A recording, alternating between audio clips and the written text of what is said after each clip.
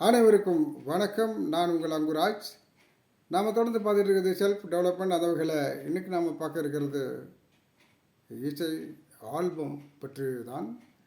அதுவும் pop album, அதுவும் அமெரிக்காவினுடைய மிகச்சிறந்த பாப் சிங்கர் கேட்டி பெர்ரி அவர்களை பற்றியதான். இசை பிரியர்களுக்காக இந்த பதிவை நான் வெளியிடுகின்றேன்.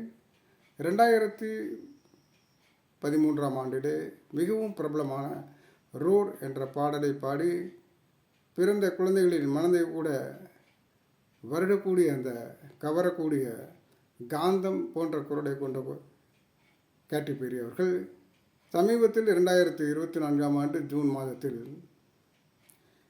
வாட் மேக்ஸ் எ வுமன் என்ற ஒரு ஆல்பத்தை வெளியிட்டிருக்கின்றார்கள். கேட்டு பாருங்கள். நன்றி, வணக்கம்.